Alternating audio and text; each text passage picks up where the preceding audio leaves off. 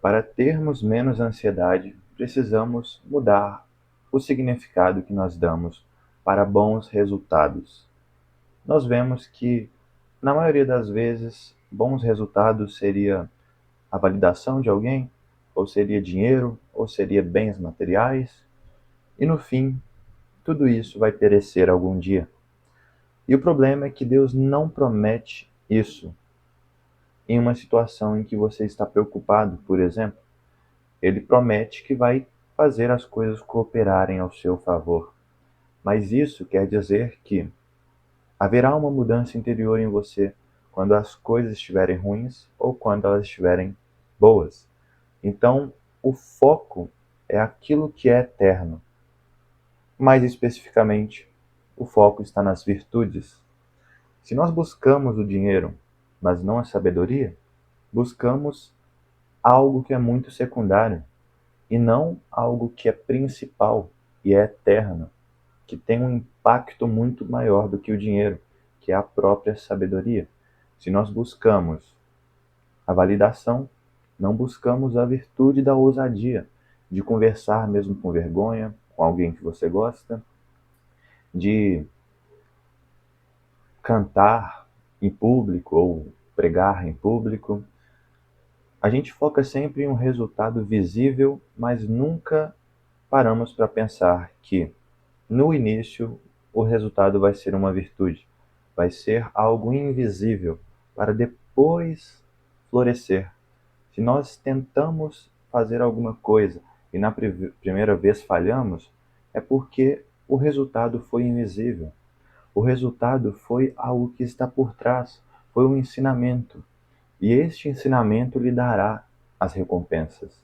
Só que a gente fica muito preso no que é secundário, no que virá conforme você vai se tornando uma pessoa melhor, do que é primário. Nós distorcemos o que é realmente uma recompensa de Deus. Deus, ele te dá o que é necessário para o propósito. Só que isso virá conforme você caminha nele. Se você caminha no propósito, buscando as virtudes, naturalmente tudo que é necessário virá. Mas se você caminha buscando algo secundário, como o dinheiro, você vai seguir uma direção errada, porque o tempo pode não ser este. O tempo pode ser de cultivar algo invisível para depois se tornar visível. Ou seja, a gente precisa mudar esse senso de recompensa.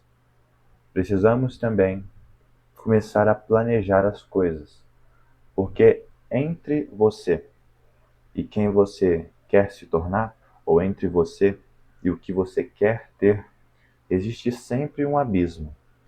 E este abismo vai ser entendido pelo cérebro como algo impossível se não houver passo a passo, se não houver diariamente você entregando a Deus as suas preocupações e ansiedades e buscando não tê-las mais, porque a oração ela não basta se for algo feito de maneira sem obra alguma, sabe? Você pedindo para Deus te livrar de ansiedade, mas não buscando planejar o que você precisa planejar para arrancar a raiz dessa ansiedade, que talvez é porque você está querendo atingir uma meta muito difícil, ou então porque algo muito complicado pode acontecer com você e você precisa se preparar então, se planejar. Porque se você não se planeja, você fica com falta de clareza.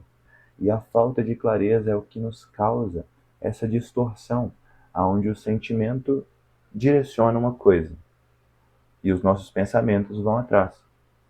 Não é à toa que quando você está triste, você tende a generalizar e ver a vida inteira como se ela fosse algo triste, se ela fosse uma coisa só, quando a vida é muito mais do que somente tristeza. Ou seja, é preciso que a gente veja a realidade como ela é, eleve a recompensa, veja ela como virtudes e não algo secundário, e planejemos como alcançar, porque Deus não coloca os versículos na Bíblia para que você alcance um melhor resultado. Não é só isso. Ele quer que você pratique, porque sem um versículo da Bíblia, somente um, pode ser que você morra, porque ele é essencial à vida. O pecado não traz morte, justamente porque se você não cumpre um versículo, provavelmente poderia causar uma consequência gigantesca, se não fosse a graça de Deus te ajudando a colocar ordem, te ajudando, dando misericórdia, te dando uma nova chance. Então, tome cuidado, porque Salomão diz lá em Cânticos que as raposinhas, sendo assim a ansiedade, a preocupação, o estresse crônico, essas coisas, elas são sutis, porque às vezes você sente elas, mas não percebe que elas não são você, mas só algo que está em você. Essas raposinhas, elas destroem as vigas que estavam vivas, que estavam cheias de nutrientes, cheias de vida mesmo. Então a gente precisa realmente olhar para essas coisas e não vê-las como uma parte pequena que deve ser ignorada, mas como um autoexame. Examinar-se a si mesmo, porque assim você vai ver as causas das suas ansiedades, aonde você está errando, está carregando um peso que não era seu, está olhando para o futuro quando devia simplesmente agir, está tentando calar um pensamento com mais pensamentos, um sentimento com estagnação. Você está tentando sarar algo que não foi curado e que, consequentemente, vai machucar de novo, vai abrir-se de novo, vai te dar mais danos. Entendeu? Tenha isso em mente. Olhe para si, porque o estudo da palavra não envolve somente um olhar de fora, em que você lê a palavra e, sei lá, lê um monte de versículo e fala que já fez a leitura diária. Não, envolve você olhar para si, porque é olhando para a escuridão e tendo a ideia do quanto você precisa melhorar, hoje é que você vai ter a clareza do que fazer.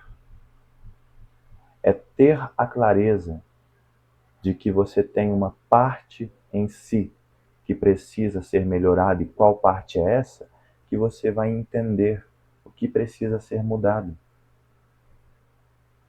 E muito obrigado por esse vídeo e até mais.